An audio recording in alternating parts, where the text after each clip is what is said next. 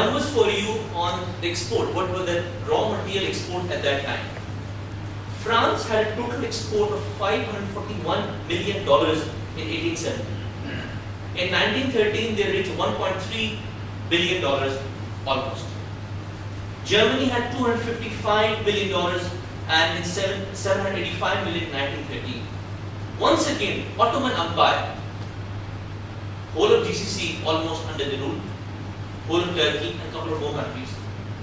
$49 million, and I must accept Turkey at the moment is the only Muslim country to reach $1 trillion GDP, and I salute their economy at the moment. And I really appreciate the current Prime Minister, what he has done for the country. But I'm just doing how they've for the last 200-300 years, because Muslim dynasty has started falling in the last 500 years. If you see our index, from 1500 post history, that way that we have missed. That is where we have missed. Otherwise, before that, we were doing miracles. So once again, you can see that in 1930, and just compare with France, Germany, India, it's hardly not even 1% of the total trade what they were doing. Just to give you a current factor, this is I got from CIA, is a GDP comparison between Japan. Japan, you can see, is $5.3 trillion. China about $5.7 trillion. Whole OIC, 57 countries, is about 7 trillion. Is almost 20% extra to Japan only. And the land of Japan is only the land of Makkah. The land of Japan is only the land of Makkah and Jeddah. So you can just imagine that. Makkah province. Yes. US economy is $14 trillion. The pan-EU economy at the moment, GDP is $15.9 trillion. And the world GDP at the moment is 62, which is equivalent to $63 trillion if you say 2011. This will give you a global trade comparison. Where are we standing? The global trade at the moment, import-export, the global import at the moment you can say is around $10.3 trillion. And with that, in that, we have a share of $933 billion as well. So we are 9% the total imports in the whole world as a sample. And our number is about 20%. So we can easily double. At the moment we are operating 50% on our human resource capacity. Global exports at the moment is around $10.33 trillion. And we as OIC exports, total exports, including oil by the way, is about $1.2 trillion. And in that you can say Saudi Arabia GDP is about $500 billion. Out of that $300 billion is oil. So I would again say this $1.2 trillion, 50% would be natural resources. So we have to see knowledge economy. We have to walk towards knowledge economy because all those nations who are having value added goods are producing wealth through knowledge. We have to learn as a community and teach our children also that how they can create the wealth for civics. Now, just to tell you an example, I was doing a presentation in Saudi Arabia recently. Google, Facebook, Microsoft and Yahoo, the collective market cap is equal to the GDP of Saudi Arabia. Only Google, Yahoo and Microsoft market cap is more than the total GDP of Malaysia. 3 companies in America. Their total GDP is more than the total GDP of Malaysia. 3 companies. And there are thousands of companies in America like that. So we have to see Facebook alone 7 years. Can you touch Facebook?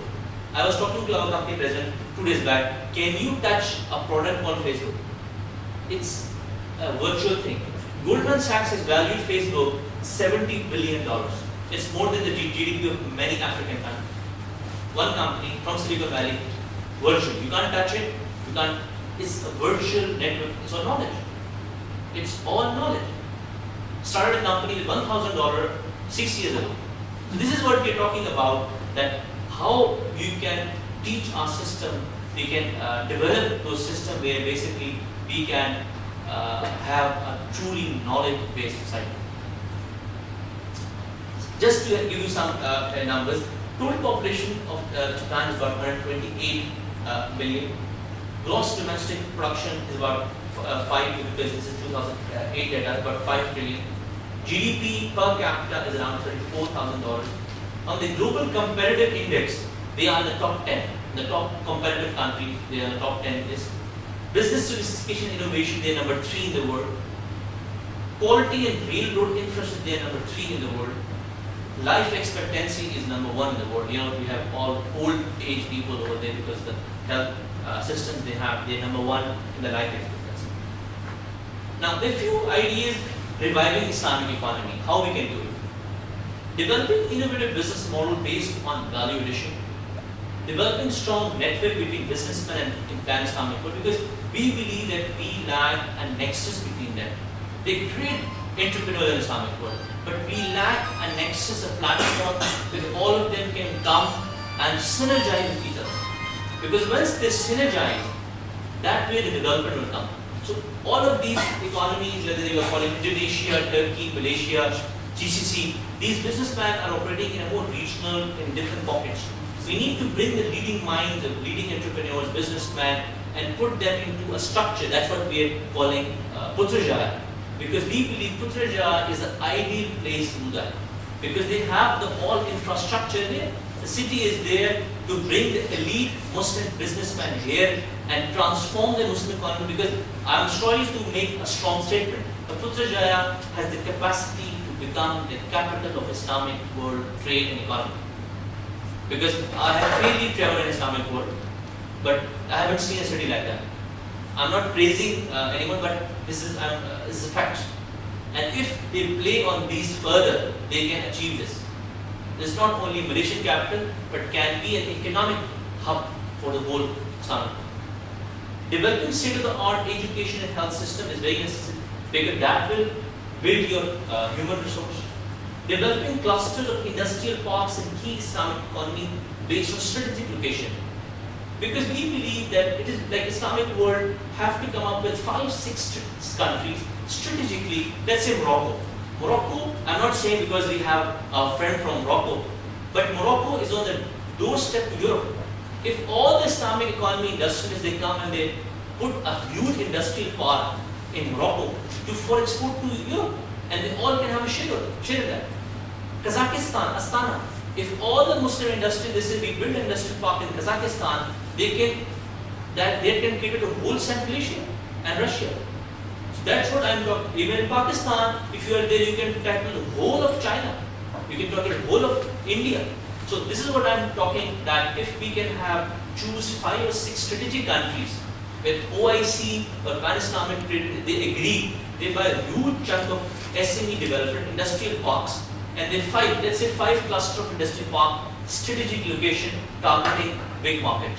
You can really have an amazing, rather one guy exporting shirt from Bangladesh to Europe. If he have a share of factory in Morocco, and the same cost is done, he can directly export to Spain and he can take this further. So this is what we are talking, because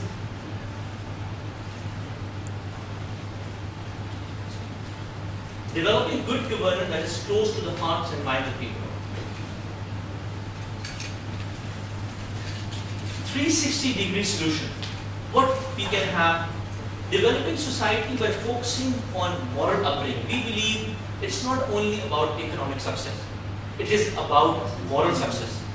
We have to bring the moral standards of our society. Because if we don't have the morals, I don't want to have $1 billion in my account and my children are immoral. The whole society dismantle if the moral, ethical values of making money are not there. If I don't know, the society has to condemn a man who is driving a Mercedes bought by corruption money. So if the society doesn't condemn that, then I am frustrated, because from my salary, I cannot buy a Mercedes. So if the society does not have justice to prevail, otherwise it leads to vengeance. A man only does corruption and he sees his neighbor's son is driving a Porsche and his salary is 7,000 ringgit. How? So these are the things as a society we have to develop in our part of the world, so that we can create the society of Hazrat Umar bin Khattab, which was a true welfare society. ensure justice, law and order, security of life, property and honor for every individual. We have to honor every individual because every individual matters. It's not about his position, because I was thinking if I could have been born here in Guinea or Sierra Leone, I would have never been studying here. I only met him because my father sent me to good school, I was born to a good family, had a mind to travel, met literally in a plane, and I'm here studying. If I could have been born in South Africa in a village in Darfur, I could have never met you. Could have just born in my village and died in my village due to maybe some acute disease. So we have to be the beneficiaries. I call myself, we are the haves of the world. So we have to reach to the have-nots of the world. Because we who are born just by coincidence in a good family and got the best things in life should take care of the people who are not born in good family. So we as a Muslim, I think, should take this leap forward. Conducive environment for innovation, creativity and social harmony. During the process, we believe it is very important that we develop Islamic World Vision 2020. Because if we don't do it, it will be all walk but no talk.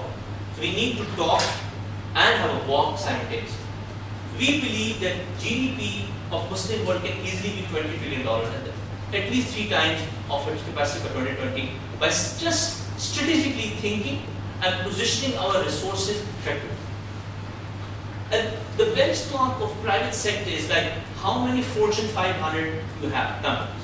At the moment, if Muslim world Fortune 500 companies are hardly 10 or 20. And in some families, Aramco is there, Petronas is there, but I don't call them companies. I call them states. Petronas state is not a company. Aramco is a state, is not a company in a true civil private sector. So we have to develop the culture where we have the Michael Zuckerberg, Steve Jobs, Bill Gates, Donna Karen, New York, all these entrepreneurs coming from our part of the world. At least 80% of the Muslim world should fall in top ranking human development index. At the moment, we are not doing well at all in HDI. We have to do well in human development index. We have another thing, at the highest rate of patent per person is in Japan. Japan has the highest intellectual property ownership, because one way to have a parameter, what's your intellectual capacity, is to know the number of patents a country has. Our patency is at the moment the lowest. But if you don't have a patent, you can't commercialize it. So we need to have, I would call it this commercial intellectual ownership of patency and develop that, not only patency but on the legal element. We don't have good intellectual property laws also, which needs to be developed further. And we also believe that this 100, at the moment in top 500 universities, we don't have many from Islamic world. So we have to ensure that 100 universities from Islamic world make it the top 500 universities. So in that way, why I go to Harvard, why I go to Oxford, why I go to Cambridge, why I want to go to King's College, why I can't go to a good university in Malaysia or Pakistan or Turkey or Saudi Arabia. So this is what we have to think, that it's good to send our children to those universities, but the time should come that we build out all those institutions by ourselves. One palace of one of the ruler can replace Harvard. I'm sorry to make this statement, but someone have to think like that. Otherwise, our resources will be drained in other economies, and we won't build our own institutions.